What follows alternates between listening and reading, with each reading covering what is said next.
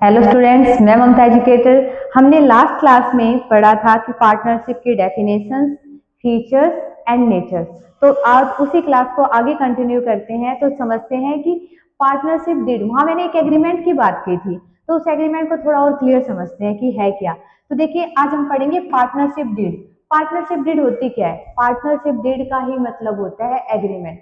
Agreement बोल लो या partnership deed बोल लो, बात एक ही है। और इसका एक तीसरा नाम भी है आर्टिकल ऑफ पार्टनरशिप, जो अक्सर एग्जाम में पूछा जाता है। तो पार्टनरशिप डीड का मतलब क्या होता है? एग्रीमेंट। और इसका थर्ड नेम क्या है? Article of partnership. अब इसमें होता क्या मेंशन है, देखिए, जो पार्टनरशिप डीड एग्रीमेंट बनाते हैं उसमें क्या लिखा होता है? टर्म्स एंड कंडीशंस लिखी होती है कि पार्टनर्स की क्या क्या टर्म्स एंड कंडीशंस है। देखिए वो क्या क्या होती हैं, समझते हैं कि फर्म का नेम क्या है, एड्रेस क्या है। उसमें ये भी मेंशन होता है name and address of the partner. उसके बाद किस पार्टनर ने कितना कैपिटल कंट्रीब्यूट कर रखा है। उसके बाद उनको इंटरेस्ट ऑन कैपिटल पे करेंगे तो कितना परसेंट करेंगे। अगर वो अपने पर्सनल यूज के लिए ड्राइंग विड्रॉ करते हैं तो उस पर हम कितना इंटरेस्ट चार्ज करेंगे। प्रॉफिट शेयरिंग रेशो क्या होगा उनका? 50-50 होगा, 30-70 होगा। सैलरी कितनी देनी है अगर पार्टनर एज ए वहां पे एम्प्लॉय काम कर रहा है तो। गुडविल के बारे में डिस्कस करेंगे, जो भी गुडविल की ट्रीटमेंट होती है वो सब मेंशन होगी।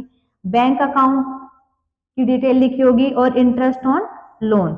अगर कोई पार्टनर फर्म को लोन देता है, देखिए हम बाहर से भी पैसा लेते हैं, तो अगर किसी पार्टनर के पास है पैसा तो हम उससे एज ए लोन भी ले सकते हैं, तो उसको कितना परसेंट इंटरेस्ट पे करना है, ये सब चीजें क्या होती है? मेंशन होती है पार्टनरशिप डीड में। तो कई बार अगर हम ये पार्टनरशिप डीड यानी एग्रीमेंट बनाना भूल जाते हैं तो उस केस में हम क्या रूल को फॉलो कर सकते हैं। तो देखिए एग्जाम में क्वेश्चन आता है कई बार कि रूल्स या प्रोविजन, रूल्स बोल लो या प्रोविजन बोल लो, applicable in the absence of partnership deed. अगर पार्टनरशिप डीड अब्सेंस है यानी हमने एग्रीमेंट नहीं बना रखा है तो उस केस में हम कौन से रूल को फॉलो करेंगे। तो सबसे पहली बात, इस पॉइंट को बिल्कुल इंपॉर्टेंट है, समझिए कि जो प्रॉफिट शेयरिंग रेशो होगा वो ऑलवेज इक्वली डिस्ट्रीब्यूट होगा। जब हमने पहले क्लियर नहीं कर रखा कि जैसे मान लीजिए ए और बी पार्टनर है, वो कितना कितना प्रॉफिट शेयरिंग करेंगे, तो अगर क्वेश्चन में मेंशन नहीं होता तो ऑलवेज कैसे डिस्ट्रीब्यूट करना है? इक्वली। उसके बाद इंटरेस्ट ऑन लोन, अगर इसके बारे में कुछ नहीं कह रखा क्वेश्चन में तो हम हमेशा 6% देंगे। कितना पे करेंगे interest on loan? 6% per annum. Third, salary के बारे में कोई बात नहीं कह रखी, नो। कमीशन के बारे में कोई बात नहीं कह रखी, नहीं देनी।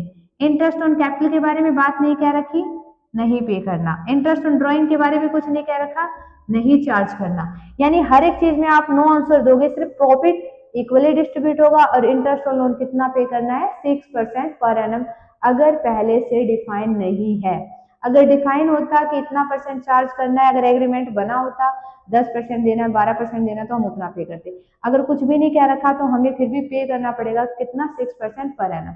तो अगर ये वीडियो आपको समझ में आई है तो इस वीडियो को लाइक कीजिए, शेयर कीजिए, सब्सक्राइब कीजिए। मैं ऐसे ही और वीडियो बनाती रहूंगी। अगले जो हमारी क्लास होगी हम उसमें प्रैक्टिकल क्वेश्चंस के ऊपर बात करेंगे कि प्रैक्टिकल क्वेश्चन कैसे सोल्व करें। Thank you.